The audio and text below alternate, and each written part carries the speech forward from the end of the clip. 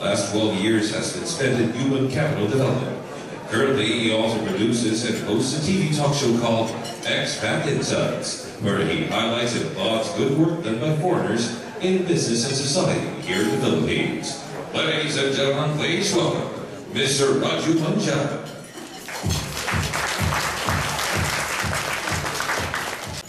So, ladies and gentlemen, good afternoon one more time, and I'm happy to be here. I'm really, really happy to be here. And not just happy, in fact, I am amazed that you guys do so much behind the lines. I had no idea what happened behind the lines.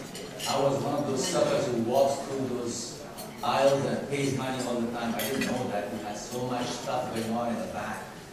So when Cherokee invited me, I first said, good, I'd like to talk to these people.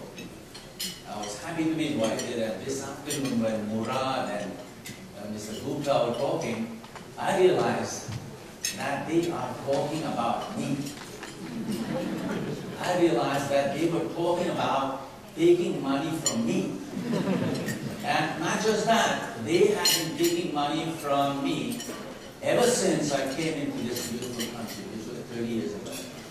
And the first person or the first group that took money from me was Shuma. The Mahathi out there. There was no North Mall at that time. And it's not just that you're taking money, you have made a science out of it. So you're keeping track of every time I run my credit card through that swiper, every time I walk into that aisle up there, everything I buy, you know. And that's really a dangerous, dangerous thing. I don't realize it. And my credit card, it's not like it's happy about it. It's kind of burned out. It's got crooked and bent from so much usage. And now you have new sciences coming up. Artificial intelligence. Boy. So the future looks bad for me. Looks good for you. Diba? Okay, so my talk, Cherokee said Raju talk about intelligence. One word is really a dangerous thing to think about, isn't it? Because you don't know where to approach it from.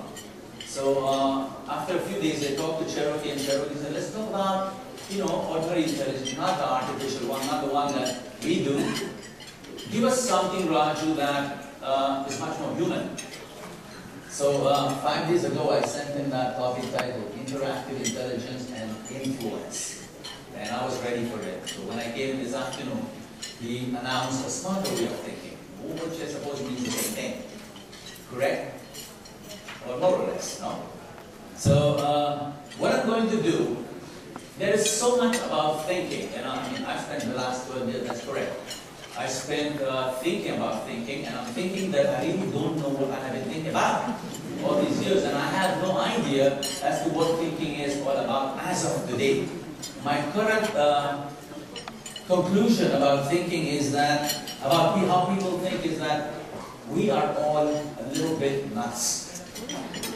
In fact, that's when we work alone. When we work in groups, we get a little bit nutty. When we think collectively, boy, we have no idea how we think. Yeah, they are called trends and fashions and the new thing and the buzzwords.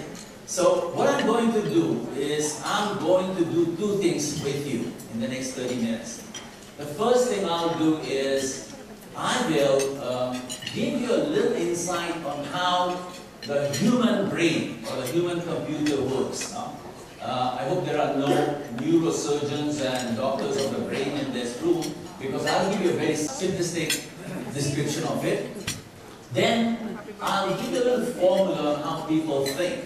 Not really how people think, but how people remember stuff. Because you only think with the data that exists in the depths of your mind. Am I right? Yes? Okay. So I'll tell you how people remember stuff and how they use that data to process their working memory, how they use it to process, and maybe improve their interaction with their customers like me, or suckers like me out there. And I'll also tell you a real-life incident which occurred about 2 weeks ago in one of your stores. I'm not going to tell you which one because, I don't want to really put a tag on the kind of service you give me. But what we'll do is we'll come up, we'll do a group thing about that situation. Is that okay? Game kayo? Yeah, so I speak Tagalog. In 30 years, I also picked up in Tagalog. No? So it's, by the way, Manthan is not Mandhyan, it's Manthan. The Indian way to call it is Manthan. Manthan, of course, I'm sure Cherokee must have told you 100 times, means churning. Churn it around. Churn your thinking, churn your spirit, churn your soul, churn everything until it improves and you get the best out of it. So basically, thinking and right? So here is a little insight on how the brain looks. Brain and mind, we'll use it synonymously. So when I sometimes slip and say mind, I might mean brain. When I say brain, I mean mind. Okay? Fine? Okay? Alright. 3 brains. The upper one, the one that is the shell, near the skull, known as the new brain or the neocortex. This is the one that does the numbers, that crunches the numbers, that thinks every day. The moment you look at the screen, that's the one you're utilizing right now. No? Followed by, well, that's the new brain. It's pretty big though, it's quite active, but it's not really very smart emotionally. Followed by the midbrain, sometimes also called the limbic brain, emotional brain. It's like a puppy dog. And it likes things or it doesn't like things, and it doesn't have any explanation for why it likes things or doesn't like things. Alright? And it needs to rationalize with the neocortex. How's that for simplification? And deep inside these 2 brains is the most dangerous one, the old brain, also known as the reptilian brain. This is the brain that practices what is known as fight or flight.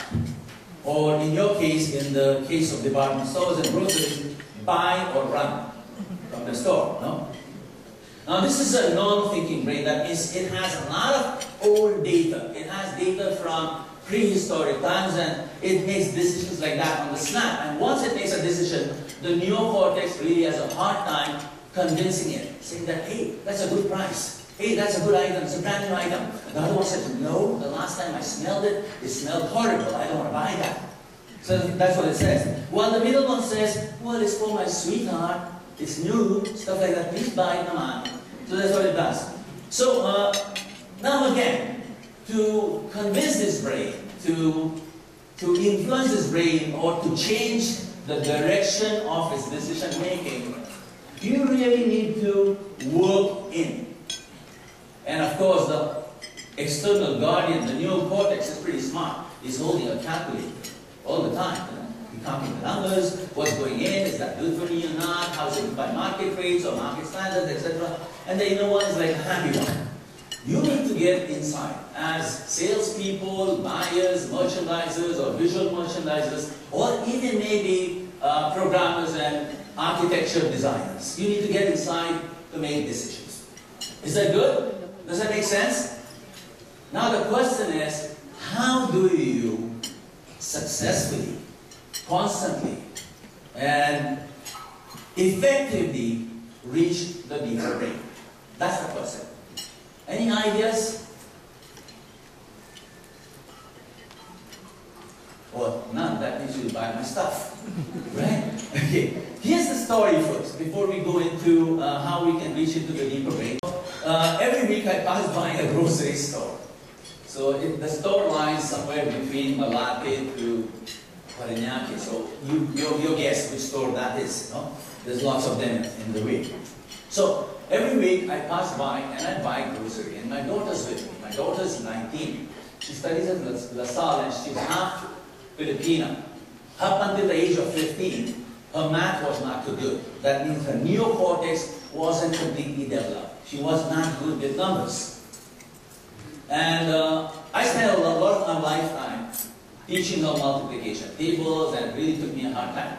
But today, at the age of 18 and a half, somehow she's become money smart. And I like that, I appreciate that. It could be the Bombay genes inside her, because you guys are pretty good with numbers. So, Friday, sometimes Monday, we pass by this store and we do our regular grocery. We do the fish, the chicken, the oil, blah, blah, blah. And both of us usually stand by the counter as things are being swiped through. And I'm looking there because I know it's my credit card that's going to be used, because she goes around with a push card and gets the stuff. And one certain evening, now all these years, that from the first time I bought my white jeans from Shoemart, up until now, I never checked those receivables that come out of the machine, because I trust the intelligence that comes from India. Yeah? So I never check it, but I watch it. You know, it's fun to watch it, to find out how fast your brain's working. Yeah? Is it working faster than that thing, or is that thing smarter than you? So this particular Friday, which was 2 weeks ago, I felt this strange suspicion that the numbers were a little bit more than they should have been. Yeah, strange, kind of intuition, call it. Okay. Now again, somebody asked me, what is intuition? We'll talk about intuition if you have a question, what intuition is. So I had this intuition, this gut feeling that parang may mali. So we paid anyway, and we pulled out the receiver and we walked down. And we were going down to the car, and I told her, sweetheart, I think something was wrong with the numbers. It's like parang we spent a little bit more than normal. And she goes, you think so? And I said, I think so. What do you think? She said, me too. No? And it was about 7:30, and I was hungry. She'd just come back from school, and we were really wanting to go home and have dinner at home. I said, what now? She said, you feel the suspicion? I said, I do too. Then I said, let me look at that receipt. So she put out the receipt, and I quickly skimmed through it, and I see a number. 2 times 164 equals to 328.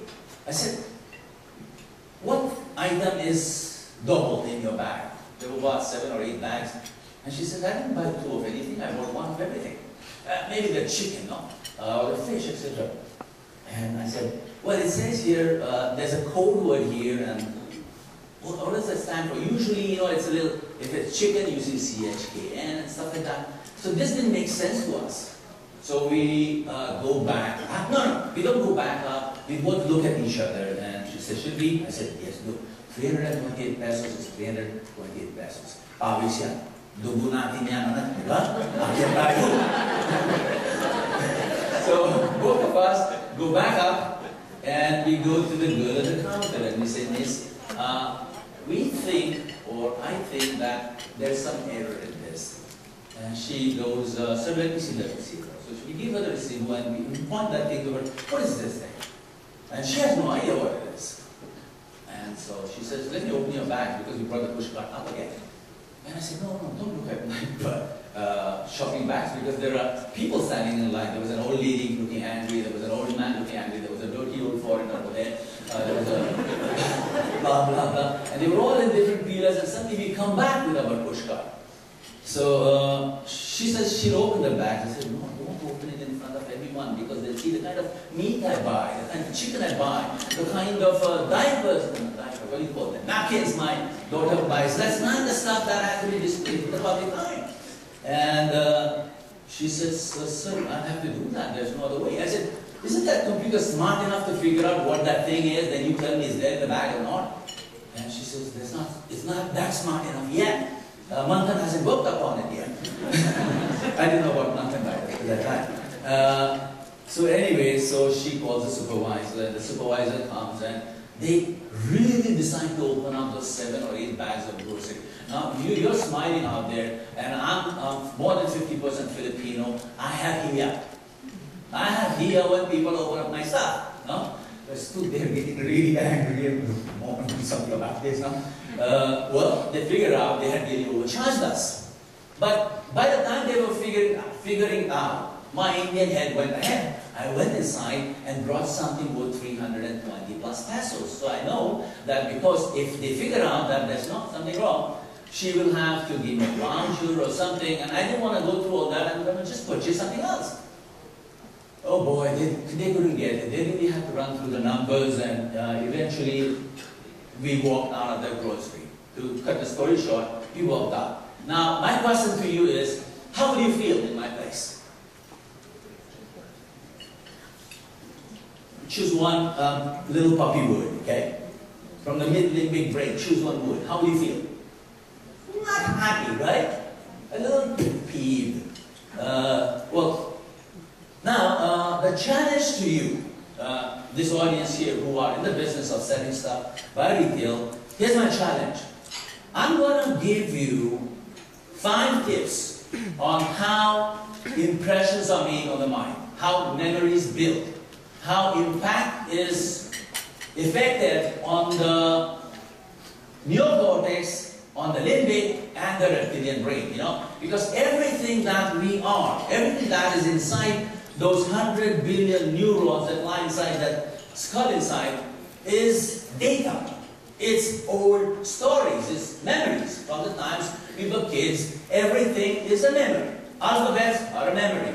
The binary numbers 0101 are a memory, right? So I'll give you suggestions on how you can help people remember stuff, thus let them accept that data, that information, those stories down into their deeper brain, alright?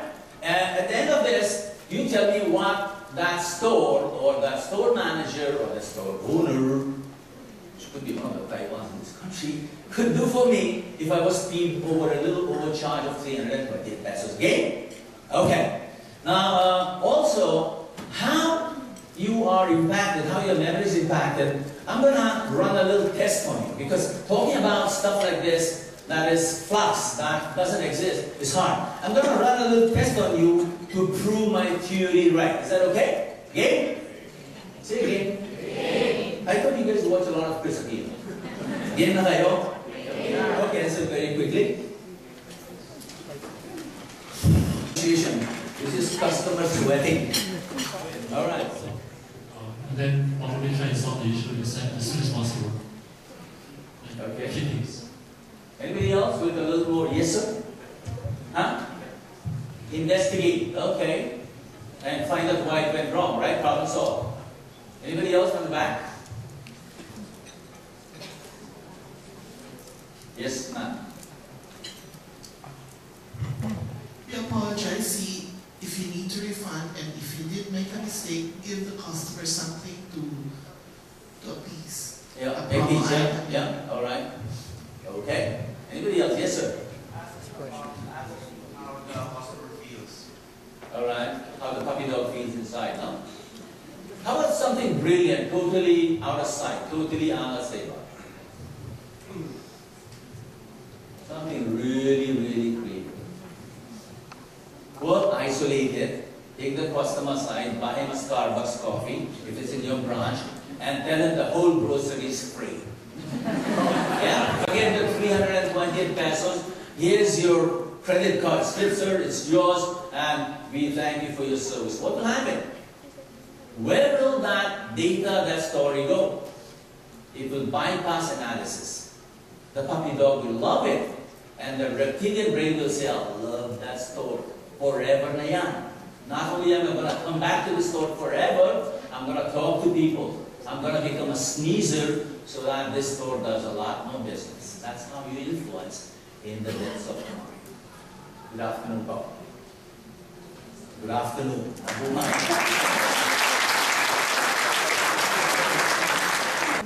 So again, that's really a quick module on how people think, but if there's anything you want to know more, if you have a question on your mind, you can talk to me for 5 minutes, otherwise I'll be standing at the back.